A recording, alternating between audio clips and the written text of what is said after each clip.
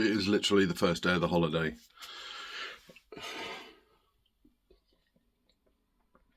They don't even get up this early on a school day when they have to go to school. No, they don't have to. Why?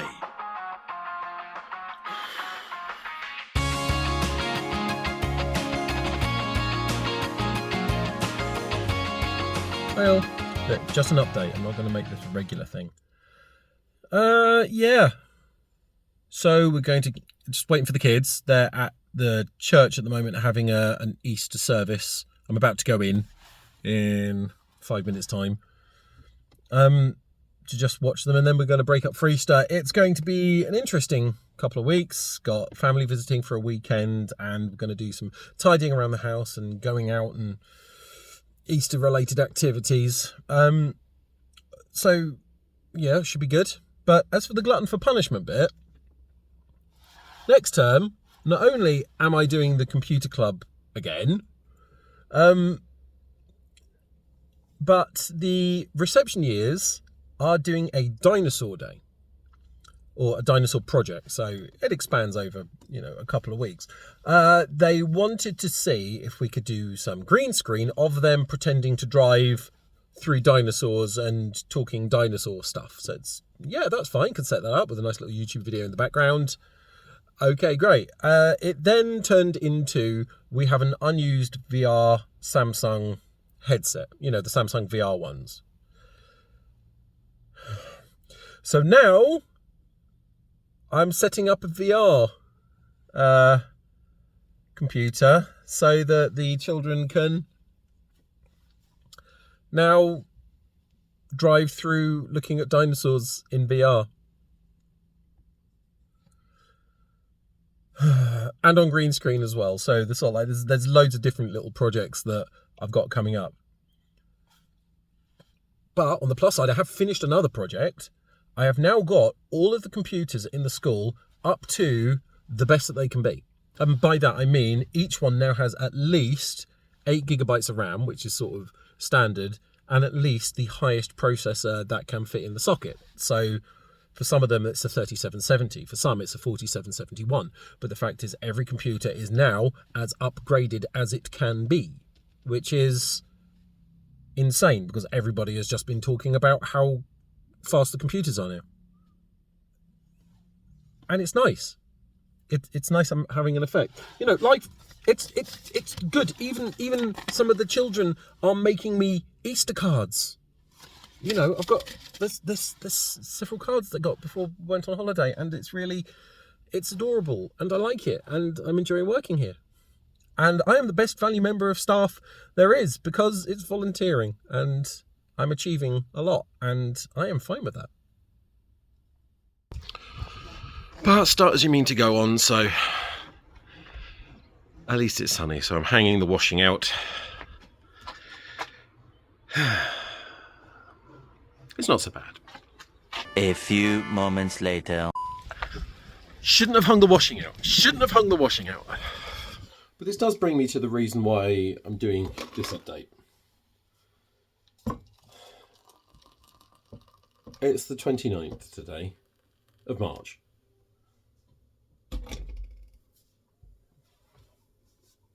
And it is now 12:05. Almost exactly a year ago that we had the funeral.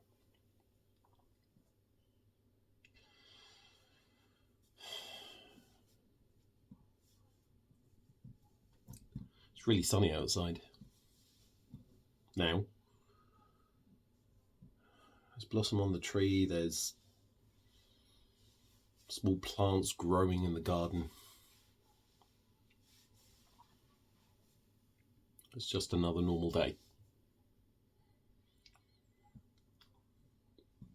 It's the start of the school holidays. So the kids are being kids. They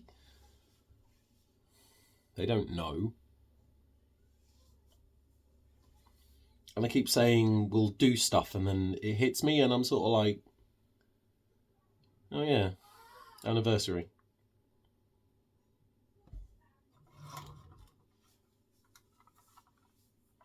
He's still here.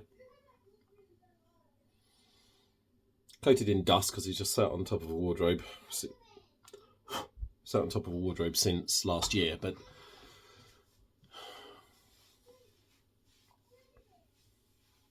now, for those of you who weren't there, it was a very good send-off, and it was a very difficult day.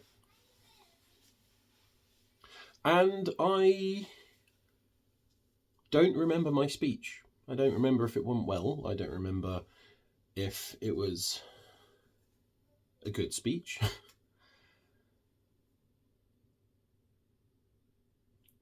And I knew that was going to happen, so I recorded it. I'm going to say goodbye. But if you missed it, here it is. Those of you who are here for our wedding, you would have known that we played Amazing Grace then as well. And it's nice it's come full circle. The one thing Natasha always joked about was that we had a fantastic organist at the wedding. During Amazing Grace, he hit a few bum notes and completely missed off the last verse. After a couple of shouts from Reverend Tams, he did eventually play it. So Tasha, you managed to get it all the way through in one go this time. But thank you everyone for coming. And it is nice to see her whole life so well represented, from her school, her acting, her college, friends up from Kent, all the acting and drama, everyone from her time in Norfolk and Suffolk, even the hospital is represented. Now, it may surprise you, I am not a good public speaker. I am a computer nerd, and nerds are not well known for being personable, and nor was I, until I met Natasha. In my life, I've written 4 speeches, one for my grandma's funeral, one for my mum's wedding, one for my wedding, and this one. And this one is important to me because it's the only one Natasha hasn't edited. She was always better with words than I was, but she gave me the confidence to get better, which resulted in some good life changes.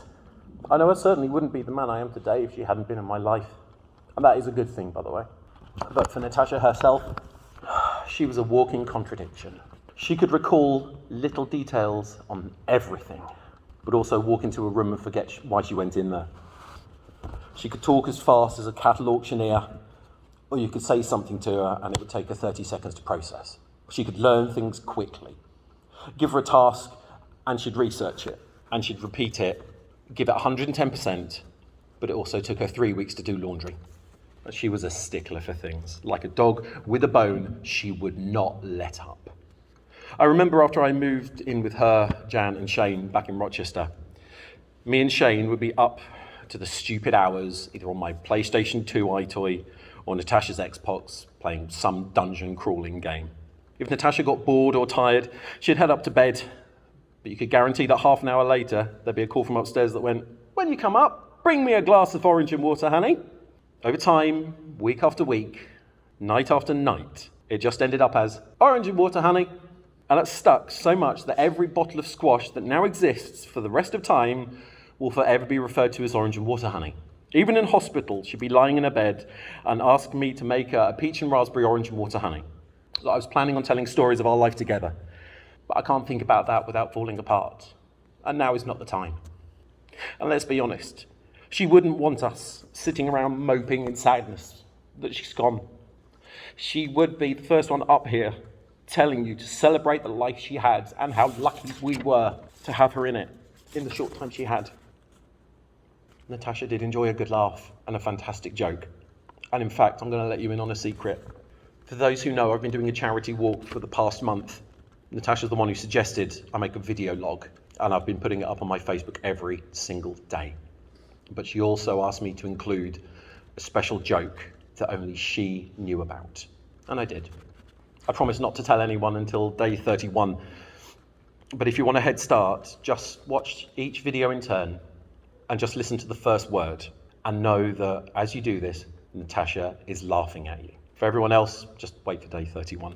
Now, I want to finish. I'm not a good storyteller. I don't have the grandest of words, but there is an old medieval tradition that the living tell the story of the dead to the gatekeeper of the afterlife, so they might pass through, giving a piece of your heart in exchange for their eternal life. So this is the tale of Natasha. To the gatekeeper, before you sits the soul of a love that died before she could grow old. Natasha was an ordinary girl from an ordinary town who wanted to be ordinary. Unfortunately, the world shut down around her, and then she got ill, and then she had to spend a year in bed.